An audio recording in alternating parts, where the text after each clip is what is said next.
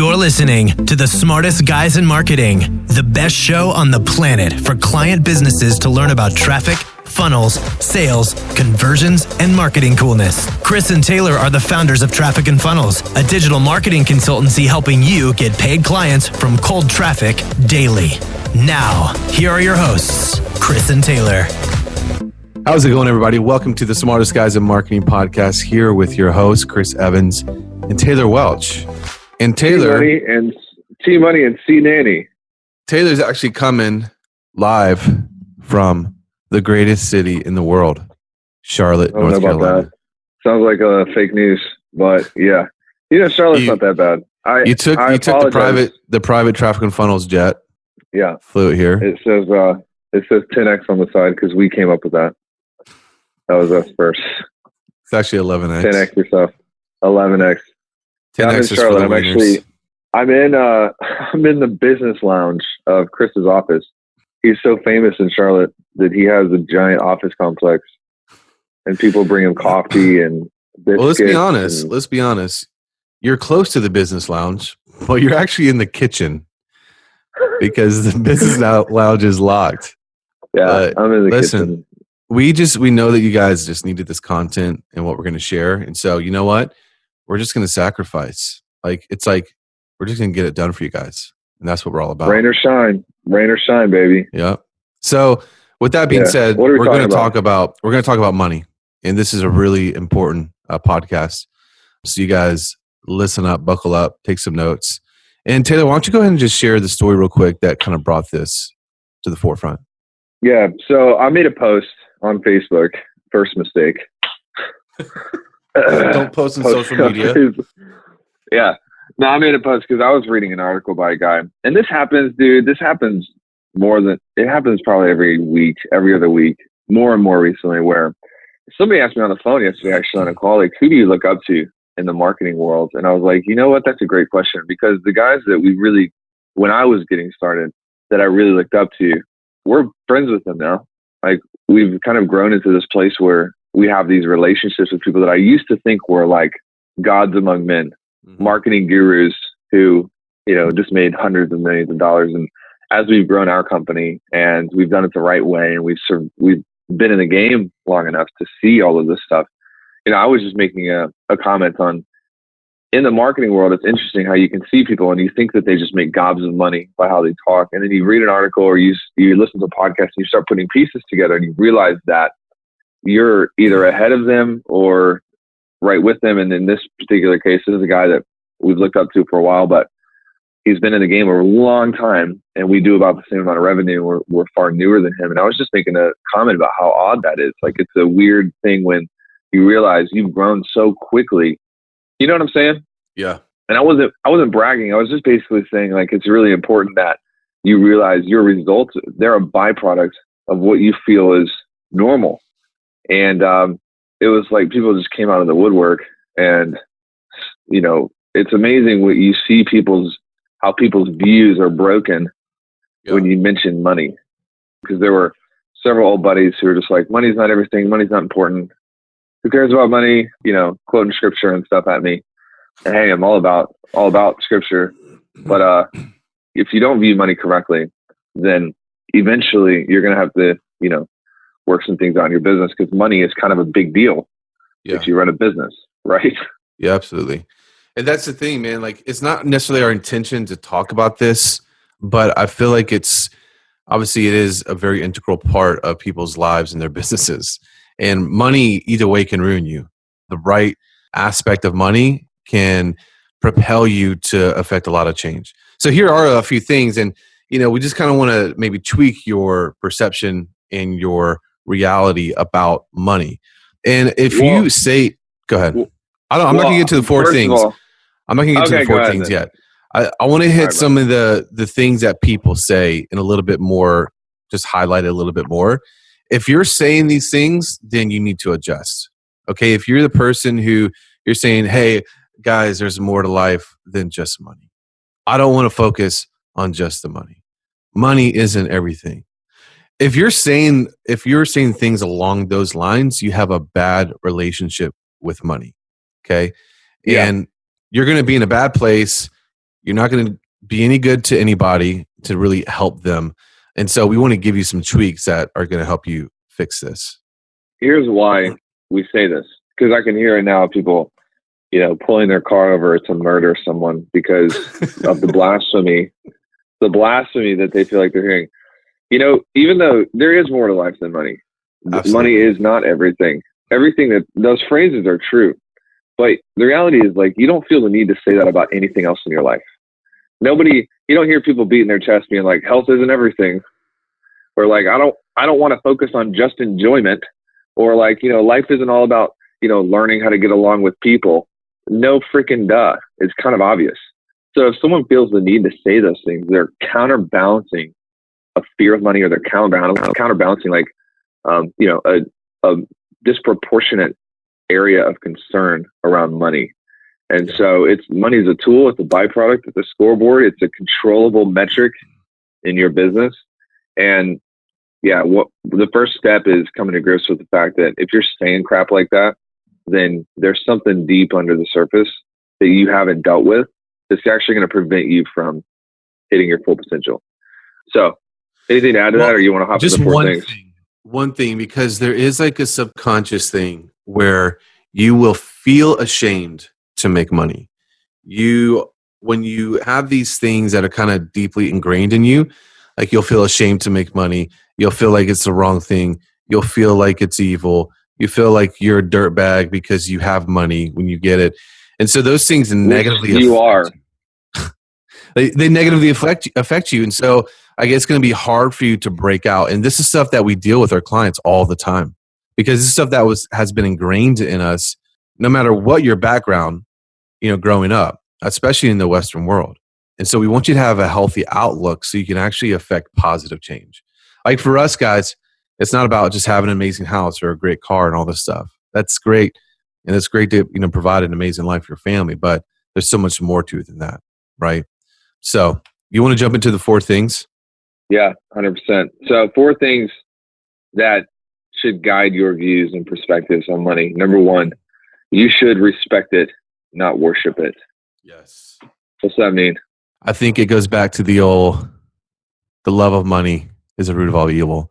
And there is a thing where, you can just be a greedy SOB. Yeah. It's not about that. Money is absolutely a tool. It's not a God. Yeah, 100%. That doesn't mean that it should be disrespected, because you wouldn't disrespect your house, just throw a bunch of gasoline all over the outside. That'd be stupid. Yeah. The other aspects you have in your life and business, you wouldn't disrespect that either. So I think in an effort to not worship money, people disrespect it. That's not the goal. That's not a counterbalance. Should always be respected, not worshipped. Number 2, you should earn it, not degrade it. This is really important. Yeah. Because people will degrade the idea of having a lot of money. In fact, they just did it on my post yesterday. By trying to make it not a big deal, trying to make it, you're trying to put it in its proper place, but at the end of the day, like, you're actually degrading what you can do with it. And we tell people we can do a lot more with $1 million in cash than the struggling business owner volunteering time on the weekends. Yeah. Sorry, it's true. Saying a fact. Yeah. Yeah. And one other thing on this is, so many people, they want to skip the work that is necessary. And so they're out there looking for all these different shortcuts. And either they get into some shady stuff or they're ripping people off, but there is no shortcut. And if you do get a shortcut, it's not going to last. Either you'll be thrown in jail because you do something shady, or you don't have a proper foundation. Which, hey, I mean, there's nothing wrong with getting thrown in jail if it was worth it. But, it was worth it. Yeah, so true. Number 3, invest it, not waste it. Ooh. Ooh. I'll never forget when we got our first nice thing. Okay. It was a car. And the pushback I got from friends that I had of almost rebuking me for the waste of that money. When reality, dude, like if you look at our income level, like I'm spending a smaller percentage of what I earned on cars than anybody else around me, probably. Yeah. They're all driving, and there's nothing wrong with driving a Toyota, but me driving a Tesla would be basically the equivalent of someone making $40,000 a year driving a bicycle. So I remember it was like an important thing that as we make more money, we're not just wasting it being frivolous and buying $5 million homes. Nothing wrong with that per se, but we really want it to be a tool. Money should be a tool that you can steward wisely to create more money. Yeah. You know, and enjoy it at the same time. I think it's also important to note that for a long time, we didn't pay ourselves that much money, actually. Like it was important for us to build up a war chest. And so for you business owners out there, cash flow and building up that war chest is really important. It's smart. It's wisdom, right? And that's a whole nother topic. Not only did we not pay ourselves a lot for a long time, we didn't pay ourselves at all for a long time. Absolutely. Yeah. We kept it all in the bank. Yep. We was just stacking them dollar bills. Respect it, not worship it. Earn it, not degrade it. Invest it, not waste it. What's the fourth one, bro? Enjoy it, not stress over it. Oh, talk dirty to me. Dude, did you talk dirty to me right now? Yeah, man. This is a biggie. You know, so many people stress over money. Actually, this is one of the biggest causes for divorce is the stress of money. And that's one of the reasons why we tell our clients, build a war chest, stack the cash, you know, and don't just keep yourself so close to the line because it gives you room. So that way, because what you have to understand is there will be turbulence in your business. Things will break. There will be issues. And so the point of having some cash stacked is that gives you gap, that gives you margin, that gives you room so that when things break, you've got stuff there. And you know, that's not going to translate into you being pissed off at your family because, oh my God, now like something broke with your business and you're very tight on money, right? Yeah. And when you play it smart, you play it wise and you got cash stacked, then you can enjoy it. Like last year, you know, we took a vacation, family vacation, both of us. We went to the Bahamas and, you know, we're getting ready to take our whole team to freaking Jamaica, right? And so we are enjoying it. But for us, the first priority was putting ourselves in a place to where we weren't going to stress, right? Yeah. And playing smart. And just one quick thing, like a practical tip to this, and I don't know if this is what you're going to say, but, you know, we recommend people just put at least 30% cash in the bank. Don't touch it. Yeah. That's not what I was going to say, but that was really good, bro. Thanks, man. I just want to commend you for that. Dude, one thing we haven't mentioned, and I think that you would agree with me on this. One of the checks that I love writing the most every month, I love my family being taken care of. I think you have an obligation first and foremost to your family, obviously. Yeah. Okay. That's like a duty thing. But one of the most enjoyable things that we get to do is we get to give money to widows, orphans, people who are struggling, people who have no way of ever paying us back. This isn't an investment for us. This is just being able to give to people who need it. Yeah. And, you know, I really think that's one of the most, that is a way for us to enjoy the fruits of our labor by making the world better, improving the lives of the people around us. And the bottom line with all this is if you have a bad perspective around money, if you feel like money's not that important, money's not something you should focus on in your business, you're going to rob yourself of the ability to be able to give to people who need it. Yeah. And that's the bottom line. Not having it when you could have it is really kind of selfish because it's going to rob you. It's going to rob you of impact. Yeah. And I don't know about you, but we got a guy on our team he really keeps us in check. And he kind of comes to us every single month. He's like, here's the money we've made. And we have a percentage designated for giving. And we decide where to give it to. And it's one of the most enjoyable things we get to do in our business is deciding we're going to give this much to this person, this much to this organization. And at the end of the day, like, dude, that's when you know you're doing it the right way. You're doing it for the right reasons is when you're able to give back in that regards. Yeah. And that motivates us when that's there in the back of our minds. Like, yeah, well, of course we have to pay the bills, but at the end of the day, there's other people that need what we have in our gifting. So when we're having a day where we might feel down or things suck, it's like, when you think about that, it's way bigger than your current situation. And you're like, I'm just going to suck it up and get it done. And one thing to note, this is really important.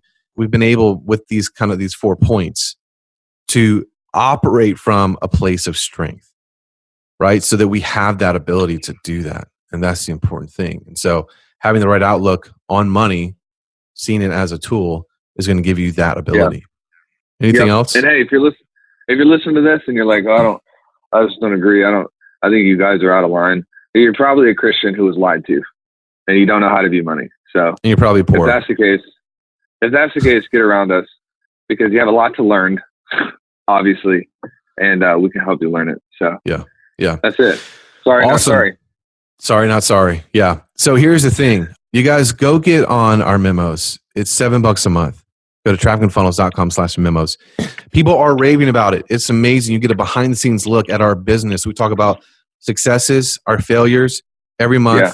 It's about 6 to 8 pages, and it's freaking awesome. So, dude, there are big people on this memos list. People not physically, but people who have big businesses. I mean, physically too. People that I guarantee, if you're listening to this, you've probably bought their products. You probably look up to them as a guru, that are on our memos list to learn how we're doing what we're doing. And I'm not saying anything else besides that, but obviously I see the names because we see their stuff. So get on the list. It's freaking amazing. All right. Hey, we love you guys. Go leave a review.